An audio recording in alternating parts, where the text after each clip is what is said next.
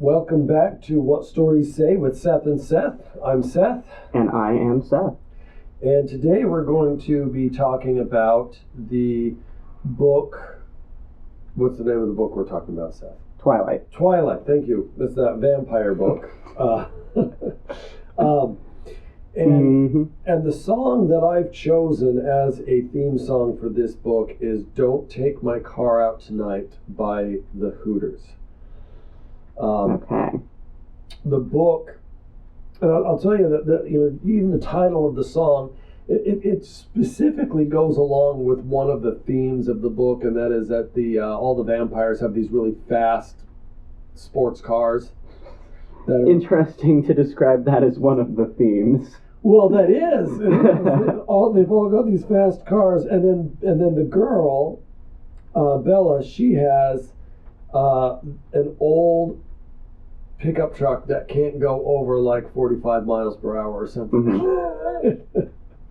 And so I always thought it was kind of funny, and I think there's an element of the book where she's got her vampires have these super fast reflexes, and so being in the sports car is kind of they've got super fast reflexes and they can manage them and handle them really well, and in the book the girl Bella is really kind of clumsy in a way, and she's the slower, more clumsy character, right? And as a result, there's this idea of the slow pickup truck fits her better than the fast sports cars of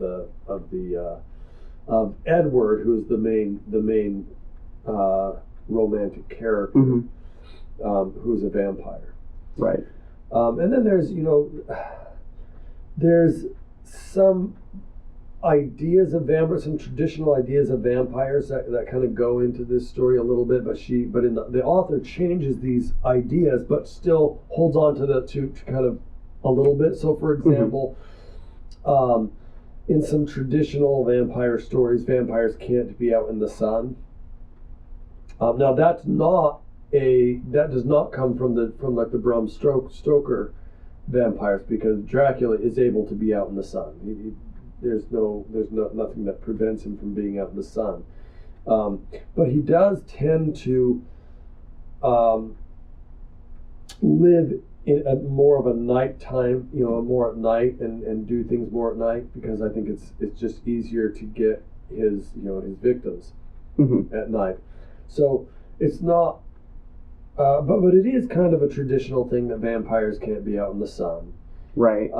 And some of the more traditional movies, you see vampires kind of get burned up in the sun or melt in the sun or whatever.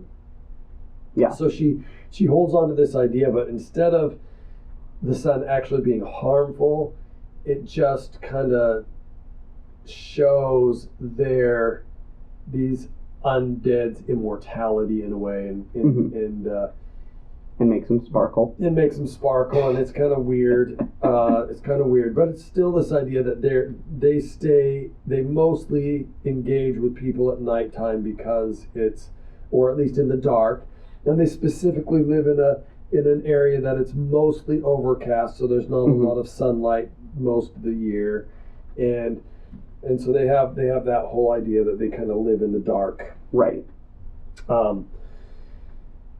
So let's talk a little bit about let's just go right into the story. Into the song lyrics. So our main characters are Edward, who's the vampire, and he's with a group of vampires that are pretending to be a family with a father and mother and children. And Edward, even though he's from the time of the Civil War, he of course is a vampire, so he doesn't age, so he looks like he's about 17 years old.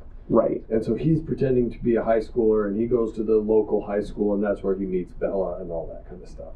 Now, one other thing really quickly before we get into this is Bella has this weird power, because Edward has this power that he can kind of read people's minds. He can get into their minds and know what they're thinking and stuff. And each of the vampires has some special power that is their power. And Edward has that one. Jasper has the power of being able to calm people's emotions. I can't remember what all their powers are, but each of them has kind of a power that's unique to them. And Edward says that he can read people's minds. But what's interesting is the only person's mind that he cannot read is Bella's. Right. And I'm not sure that the book ever explains why that is, but he can't. So she's kind of a mystery to him, and that intrigues him, which is really why he gets to know her, because he's kind of intrigued by this human that he cannot read her mind. So, having given that much of the plot, and I'm not going to give the whole plot of the book, and it's been a while since I've read the book, but this song just really, the first time I read the book, I was like, oh, this is the theme song of this book.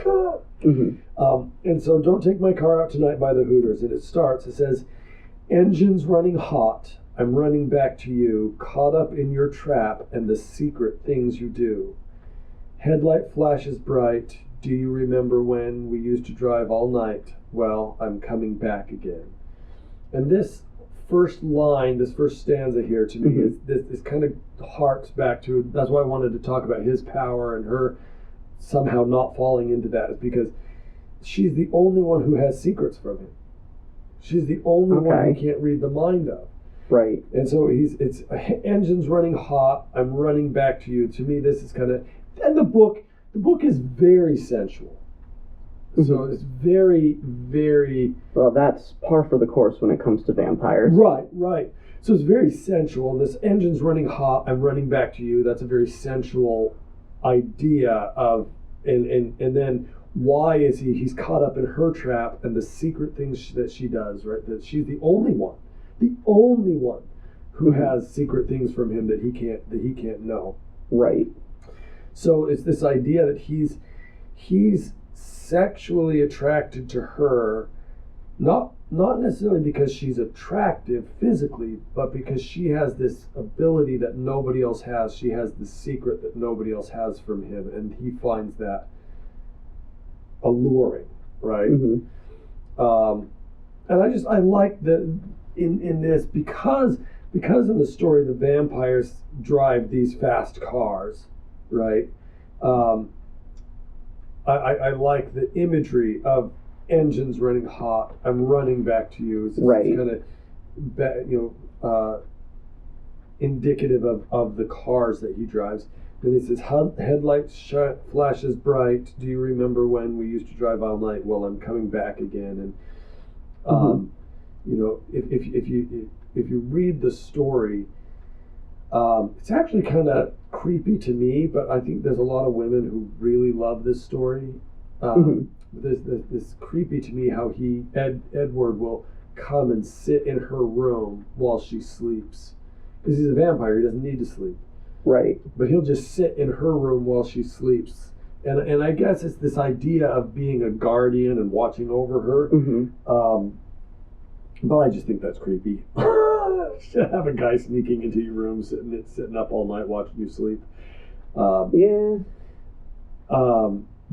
that's that whole thing to me. You know, it says we used to drive all night, and I think of that more in terms of he's awake all night. He doesn't need sleep. He's a vampire. So, and then he says, well, I'm coming back again. And so I've sat up in your room all night, and I'm going to come back and sit up in your room all night again. So, again, a little bit creepy to me, but the song fits what is going on in the story in that sense. Right. Any thoughts about that first stanza, Seth?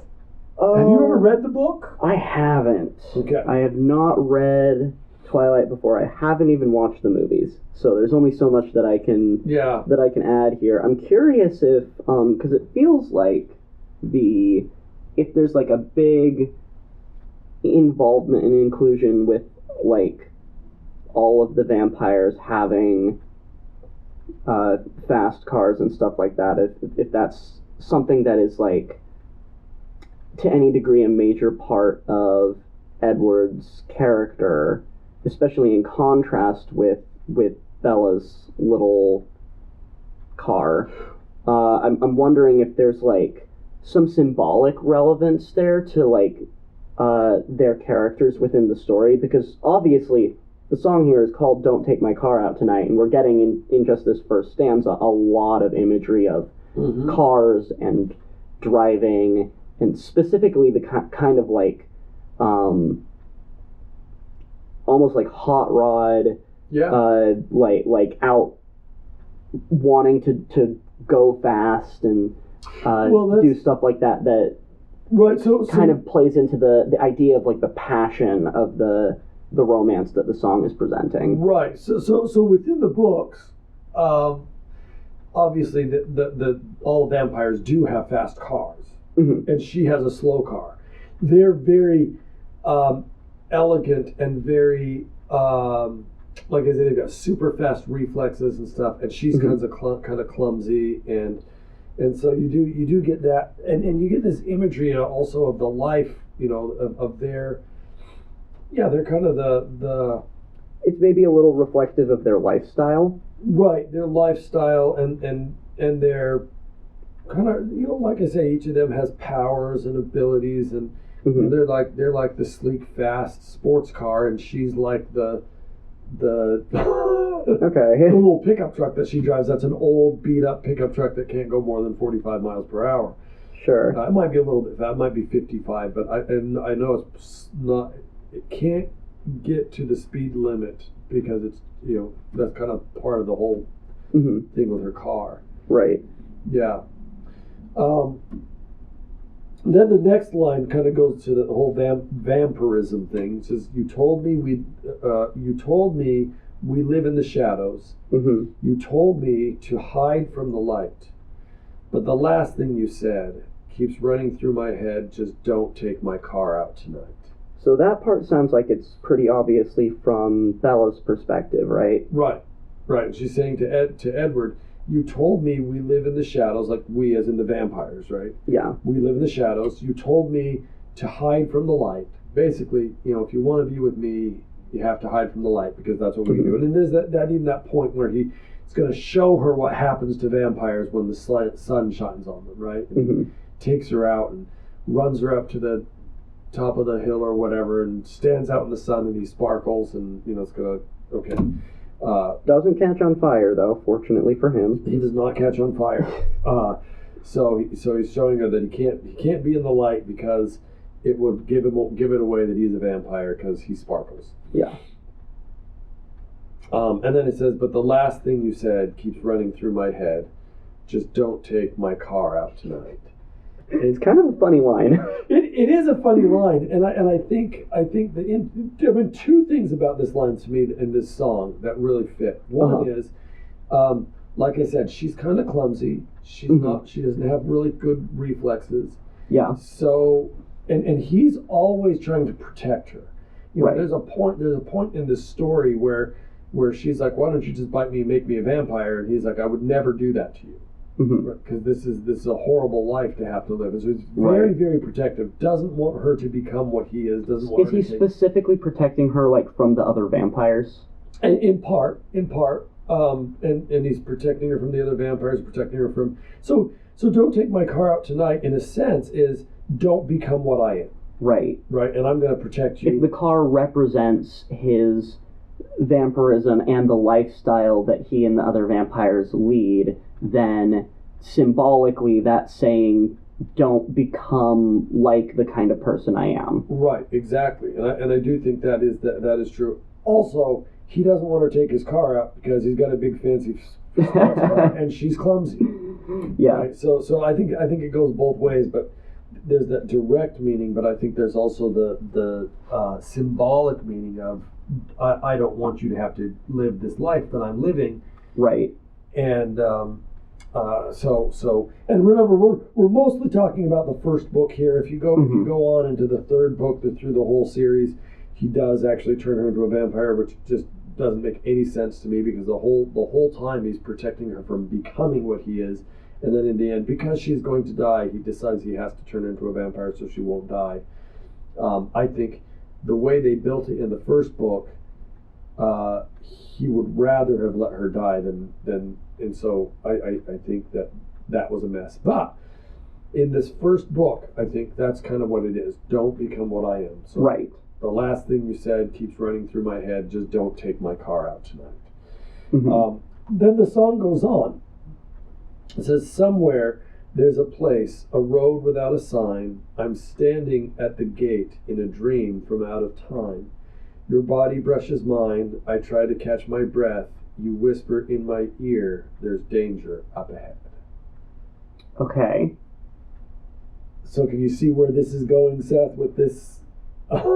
Yeah, I mean, it feels like very much like the kind of like I haven't read this book, but I've seen it before in other places. The kind of romance story that is the kind of the conflict is the romantic interest being kind of this mysterious, dangerous sort of person, and despite the interest and the passion being there, that he really is scared of the person, the girl being in a relationship with him, because his life is dangerous and he doesn't want her to be put in that danger or become a part of that. So it feels really like that. Like you get the passion, but you also get the feeling of him warning her, if you are with me, you're going to be a part of this dangerous life. Right. So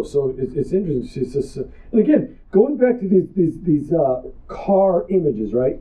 Somewhere there's a place, a road without a sign. A road without a sign would be a road that had no legal limits, right? It's just a dangerous road where anybody can drive as fast as they want. There's no limit to how fast or to what side of the road you can drive on or to what. It's just, and it's not clear where you're going. Right. You don't have a direction. Yeah, exactly. So somewhere there's a place, a road without a sign, and she says, I'm standing at the gate in a dream from out of time. And of course, as we're talking about, here's Edward, who's been alive since the Civil War, still looks like he's 17. Out of time, absolutely. And so she's standing at the gate in this dream from out of time, where she's getting to know these vampires who are these old ancient people, but she doesn't, but they don't look it. And then then it says, your body brushes mine. I try to catch my breath. Now, of course, that's again this sensual part of the story. Yeah.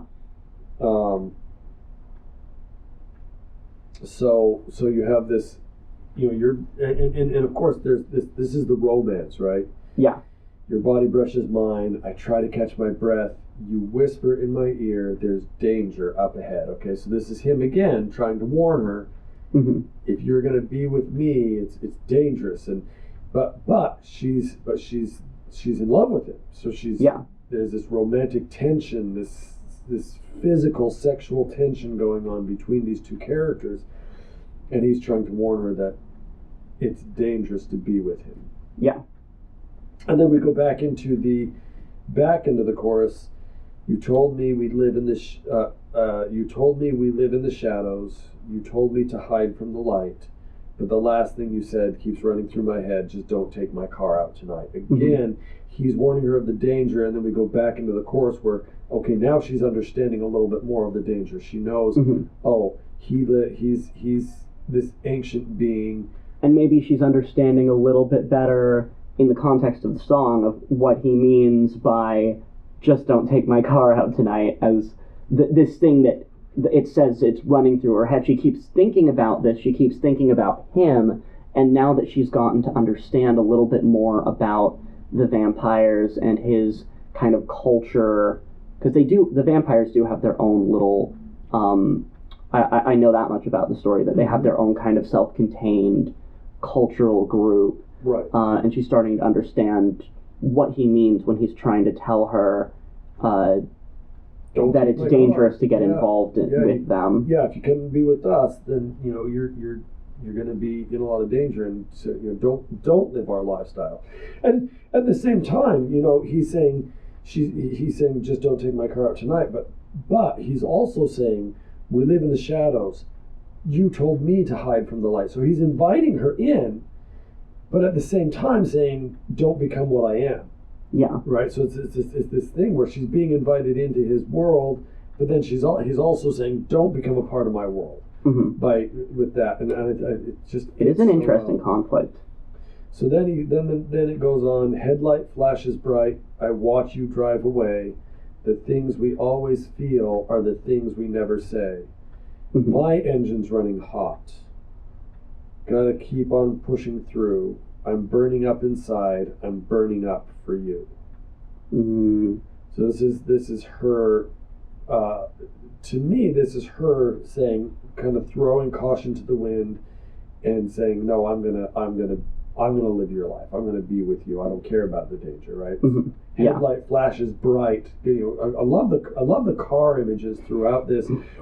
Which again, throughout the book, there's a lot of car images that she uses. A lot of imagery of cars, with him being in a sports car, her being in this little truck.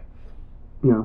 That's not something that I would have guessed from what I had heard about the book, but I guess probably girls who are reading it for romantic purposes probably aren't focusing quite as much on the cool sports cars. Yes, exactly. So he says, so again, headlight flashes bright. I watch you drive away. So this is her seeing what would happen if he left me, right? The things we always feel are the things we never say.